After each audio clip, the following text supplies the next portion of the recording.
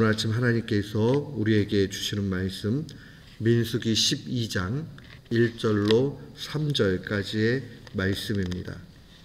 민수기 12장 1절로 3절 말씀.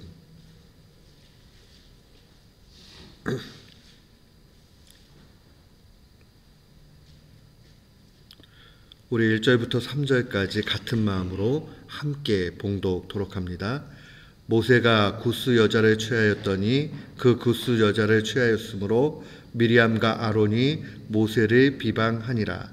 그들이 이르되 여호와께서 모세와만 말씀하느냐 우리와도 말씀하지 아니하셨느냐 하매 여호와께서 이 말을 들으셨더라. 이 사람 모세는 온유함이 지면의 모든 사람보다 더하더라. 아멘. 오늘 우리 민수기 12장으로 오게 되면 우리는 좀 낯선 광경을 만나게 됩니다.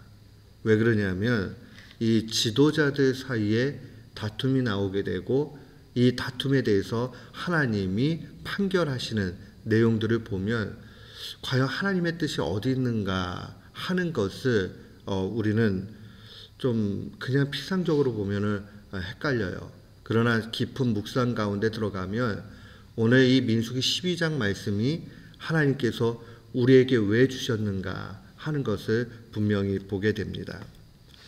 오늘 본문 말씀에 나와 있는 대로 이 모세가 구스 여인, 이 구스 지방의 여인을 자신의 아내로 맞이합니다. 보통 학자들이 볼 때에 이 모세의 아내 시보라가 죽고 난 이후에 다시 아내를 얻은 것으로 해석을 합니다. 그런데 이 가운데서 미리암과 아론이 보니까 마음에 들지 않아요. 그래서 비방을 합니다. 그때에 모세는 침묵하죠. 그런데 하나님이 판단을 하시죠. 8절에 오게 되면 그와는 내가 대면하여 명백히 말하고 은밀한 말로 하지 아니하고 그는 또 여호와의 형상을 보거늘 너희가 어찌하여 내 종 모세의 비방하기를 두려워하지 않느냐. 한마디로 이야기하면 이 사건의 판결자인 하나님께서는 모세의 편을 들고 비방하는 이 아론과 미리암을 책망하시는 것을 볼 수 있습니다. 그리고 나서 뒤쪽으로 가게 되면 미리암이 이 문둥병에 걸리게 되죠. 한센병에 걸리게 됩니다. 그렇게 되는 가운데서 13절로 내려오게 되면 모세가 하나님 앞에 간구하지요. 그리고 맨 마지막에 보게 되면 이제 미리암이 그 규례에 맞춰서 하나님의 명령에 따라서 진 밖으로 있게 되다가 시간이 지난 이후에 이제 다시 합류하게 되는 내용들을 보게 됩니다. 이 내용들을 바라보면 우리는 시작은 모세가 잘못했는데 왜 하나님은 모세를 책망하는 것이 아니라 이 미리암과 아론을 책망하고 있는가? 여기에 핵심의 키는 3절에 있습니다. 3절 말씀에 보면 이 사람 모세는 온유함이 지면의 모든 사람보다 더하였더라. 참 낯선 기록이에요. 1절과 2절의 기록, 그 다음에 4절로 넘어가는 것은 스토리가 그대로 쭉 연결이 되기 때문에 이 기록 자체가 큰 무리가 없는데 갑자기 3절이 나타나는 거예요. 모세에 대해서 지금 나오는 것은 모세는 온유한 사람이다 하는 것. 지상의 어떠한 사람보다 온유하다라고 이야기를 합니다. 여기에 우리가 키를 가지고 있다는 것 봐야 합니다. 사랑하는 성도 여러분, 먼저 우리가 온유하다라는 것이 어떠한 것을 성경이 증거하느냐 하는 것을 봐야 됩니다. 온유하다 하는 말은 우리 동양적인 관점에서 그저 화를 안 내고 부드럽고 하는 그 차원만을 얘기하지 않습니다. 성경 안에도 물론 이 부드러운 마음, 그 다음에 화를 통제하는 마음, 뭐 이런 뜻을 가지고 있어요. 그런데 더 근본적인 것은 이 성경 속에서 온유하다 하는 것은 자기의 의지, 자기의 뜻을 내려놓는 것을 의미합니다. 그래서 예수님 당시에도 이 온유하다 하는 말은 어떤 면에 있어서 별로 그렇게 좋은 말은 아니었어요. 오늘날에는 온유하다는 말이 굉장히 미덕으로 얘기하지만 그 당시에는 약간 비겁한 것 같이 이렇게 생각하는 경향이 있었습니다. 그런데 주님이 팔복을 말씀하시면서 온유를 말씀하시죠. 온유한 자가 땅을 기업으로 받는다. 그때에도 동일한 맥락에서 말씀하십니다. 온유하다라는 것은 자기를 훈련시키고 통제하는 그러한 마음이었습니다. 당시에 이방의 사상에서는 그 온유한 것은 인기 없는 거예요. 그럼 비겁한 것 같이 여겨졌어요. 오히려 용기 있고 아주 자기의 것을 드러내가지고 강하게 하는 것, 그것이 실력 있는 사람이고 많은 사람들이 좋아하는 거였습니다. 근데 주님은 우리에게 그렇게 가르치시도 않으셨고 그렇게 행하시지도 않으셨어요. 온유하라. 온유하라는 것은 하나님의 통제 아래 들어가는 것을 의미합니다. 그리고 자기의 욕심, 자기의 할 수 있음 이런 걸 다 포기하는 것을 의미합니다. 그래서 온유한 자가 땅의 기업으로 얻는다. 갑자기 온유하면 부자가 된다. 그 뜻이 아니에요. 땅이라는 것은 언제나 그 땅에 속하게 됐다 하는 것은 어떤 권력 아래에서 살아가게 된다 하는 의미를 가지고 있죠. 우리가 미국 땅에 오게 되면 어떤 통치 아래 있습니까? 한국 사람이라 할지라도 한국 법의 통치가 아니라 미국 법의 통치 안으로 들어가는 거죠. 동일해요. 이 땅의 기업으로 얻는다 하는 이 말씀은 결국 궁극적으로는 하나님의 나라, 하나님의 그 법 아래 들어가게 된다는 겁니다. 하나님께 통치받게 된다는 거죠.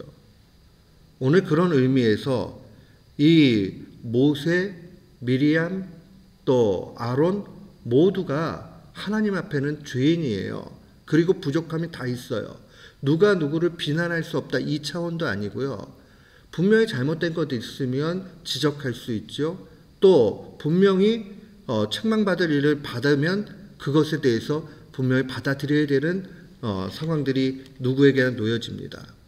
오늘 본문 말씀은 누가 온유한 사람이냐 하는 것에 대해서 말씀하고 있는 것입니다. 사랑하는 성도 여러분, 구스여인을 취한 것이 하나님 보시기에 좋을 수도 있고 아닐 수도 있습니다. 이 상황들을 놓고 이 미리암과 또한 아론이 비난하는 근본적인 원인은 2절 말씀에 보면 나타납니다. 그들이 이르되 여호와께서 모세와만 말씀하셨느냐. 갑자기 지금 비난하는 내용이 달라지는 것을 보게 됩니다. 지금 왜 구스 여인을 취했느냐 하는 문제에서 그들의 책망 얘기는 좀 다른 식으로 가죠. 여호와께서 모세와만 말씀하셨느냐. 우리와도 말씀하셨다라고 이야기합니다. 결국 어떤 마음이에요? 지금 본인들이 가지고 있을 때 영적 지도력을 행사하고 나갈 때에 이 아론과 미리암은 뭔가 중심 가운데 언제나 열등감 내지는 불평이 있었던 거예요. 그러면서 갑작스럽게 이야기하기를 구스 여인을 취한 문제를 가지고 하나님과 얼마만큼 동행하느냐, 또 하나님께서 분명히 우리하고도 얘기하고 하지 않느냐 하는 문제로 변경해가지고 이야기하는 것을 볼 수 있습니다. 그때 하나님의 판결은 아주 명확하죠. 7절에 보면 모세는 그렇지 않다. 그는 내 온 집에 충성했다. 그리고 나는 그와 대면했다. 그 다음에 은밀한 것으로 숨긴 것이 없다. 그에게는 언제나 직접적으로 얘기했고 심지어는 하나님의 형상까지도 봤다라고 그렇게 선을 그어서 말씀하십니다. 결국 이 말씀 가운데 우리에게 주는 것은 바로 이것입니다. 정말 온유한 사람은 하나님 앞에 먼저 묻는 거죠. 우리가 역사를 가정할 수는 없지만 아론과 미리암이 만약에 이 모세를 책망해야 했다면 하나님 앞에 기도하고 하나님 앞에 이게 잘못된 겁니까? 먼저 물어보고 하나님께서 책망의 메시지를 주셨을 때 전했다면 문제가 되지 않습니다. 그러나 그들은 그렇게 하지 않죠. 하나님 앞에 물었다라는 기록이 전혀 없습니다. 그런데 이런 책망을 받았던 모세는 1절과 2절 사이에 분명히 그 스토리들이 나왔고요. 그 다음에 3절 부분에 나오는데 그냥 모세는 온유한 사람이었다라고 증거를 합니다. 모세가 이러한 책망에 대해서 어떠한 것도 반응하지 않았다는 것은 확실합니다. 근데 왜 온유함이 지상의 어떠한 사람들보다 더 뛰어났다라고 그렇게 평가하고 기록하고 있는가? 우리가 이 본문 말씀을 깊이 묵상해 보면 모세가 이 상황들을 하나님과 더불어서 해결했다라고 분명히 볼 수 있습니다. 사랑하는 성도 여러분, 그가 이런 책망을 들었을 때에 얼마나 마음의 괴로움이 있었겠어요. 그러나 그가 그것에 대해서 응대하고 뭐하기 전에 마음속에 하나님을 생각했다라는 것을 우리는 기억해야 됩니다. 그리고 하나님께서 직접 해결하는 것이 4절로 나타나죠. 여호와께서 갑자기 모세와 아론과 미리암에게 이르시되 너희 세 사람은 회막으로 나와라. 하나님께서 친히 세 사람을 다 부르는 그러한 광경을 보게 됩니다. 하나님의 해결점인 거죠. 온유한 사람은 하나님의 해결을 기대하는 사람입니다. 오늘 우리가 이 말씀을 통해서 먼저 기억을 해야 되는 것은 온유한 사람은 하나님과 얼마만큼 가까우냐 하는 것을 분명히 기억해야 되고, 온유한 사람은 하나님께 해결을 해달라고 맡기는 사람입니다. 이 두 가지를 우리의 삶 가운데 분명히 기억해야 되겠습니다. 우리가 우리의 지혜를 의지하고 나아갈 수 있어요. 강력하게 무언가를 항변할 수 있습니다. 그러나 온유한 사람은 하나님 앞에 맡깁니다. 그리고 하나님께서 지혜를 주시는 대로 그대로 따라갑니다. 오늘 민수기 12장은 우리 모두가 어떻게 온유한 사람이 될 수 있는가에 대해서 분명히 알려줍니다. 온유한 사람은 하나님의 통제 아래에 있는 사람이요, 온유한 사람은 하나님의 해결점을 기대하는 사람이요, 근본적으로 온유한 사람은 하나님과 가까이 있으면서 하나님께 기도하는 사람입니다.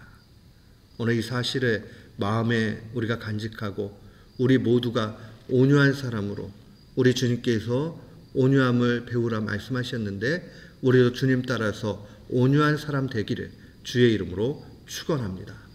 아멘.